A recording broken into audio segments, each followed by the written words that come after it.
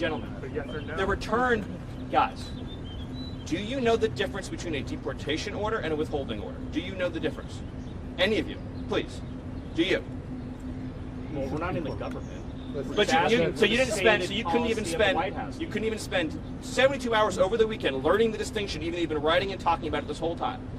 Stephen, we're not going anywhere. On the gold cards. Just raise your hand. Does any of you know the difference between a deportation order and a withholding order? My question is, how do you know that he's a member of MS-13? The White House has repeatedly said, according to intelligence. By the way, according to our government and his government. In other words, his government has confirmed based on their own intelligence that he's a member of MS-13. First of all, do you dispute that he's an illegal alien? What's that? Do you dispute that he's an illegal alien? No. Okay. And do you dispute that as an illegal alien, we have the right to deport him? Going through he went through the legal process. So I want to be very.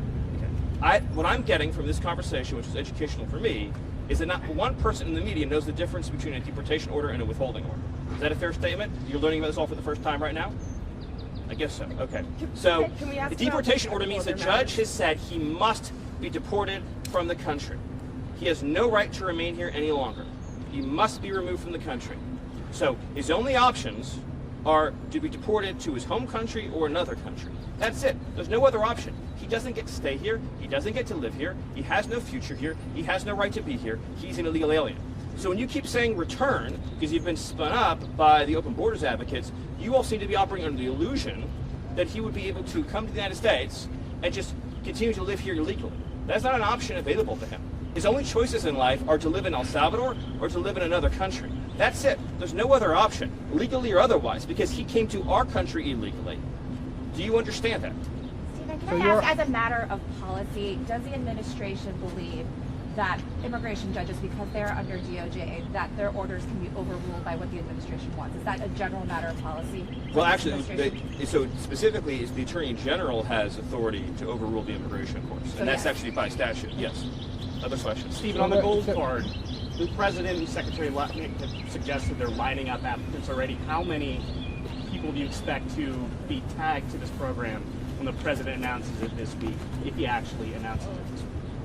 I'll let Secretary Lutnick provide that update, but I appreciate that. The White House administration is going to deport 1 million undocumented people. Much more than that.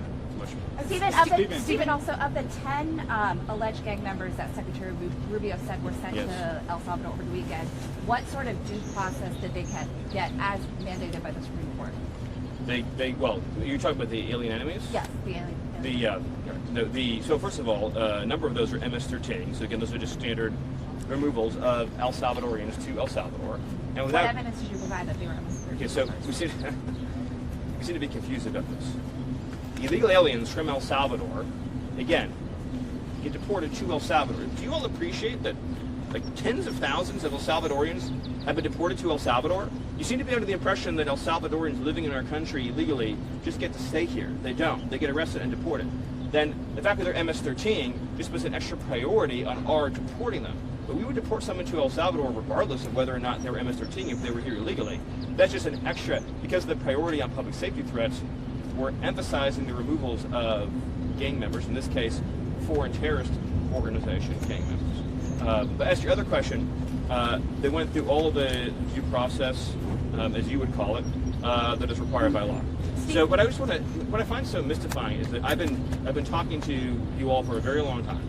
I legitimately, going back years actually, in my entire professional life, I've never received this many questions from the media about an American who was raped or murdered by an illegal alien. Like, legitimately never. And all of you who are enjoying your lives and doing quite well, if you had children and you were living near any of these people, you would move away immediately. You would call the police immediately. You would call us and ask us to make you and your family safer immediately. And you thank your lucky stars every night that you have enough means and enough money not to live in communities where, say, illegal alien pedophiles offend and reoffend and keep reoffending and keep reoffending. There's an expression there, but for the grace of God go I. The Biden administration apprehended 2 illegal aliens from Venezuela. They were trained to Aragua. A lot more than 2, but the story I'm telling you is 2. And they decided they were entitled to an enormous amount of due process. And they didn't feel they had enough evidence to just deport them right away. So they put them on a monitoring system known as supervised release. You're familiar with this case. But a few weeks later, they kidnapped a young girl named Jocelyn Nungary, who was 12 years old at the time. I'm sure you've seen pictures of her. I mean, just the most perfect girl you could possibly imagine. And her mother loved her very much. She was tied up, savagely beaten, stripped naked, tortured to death, murdered. Her body was dumped into a lake. So she didn't get any due process, but I'll tell you who did are the two illegal aliens from Venezuela who stole her forever.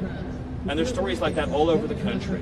We just arrested a pedophile illegal alien who is being shielded by Sanctuary City, who's been charged in 20 sex crimes against children. None of you, any of you have had the chance to spend time with victims' families, whose children have been raped or whose wives have been raped and murdered. But if that doesn't break your heart, nothing will. And I know that we have some people, like Taylor Lawrence, who fantasize about assassinations and things like that. But in the civilized society, the power of the state is used to keep innocent people alive and to keep innocent women and children from being hurt.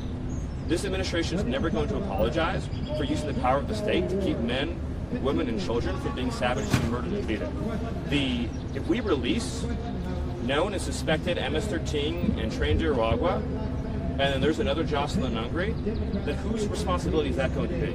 Do you think that we're going to sit around wringing our hands, wondering if, maybe we should, release this person, give them a little bit of extra time, give them a little bit extra chance to plead their case, and then what?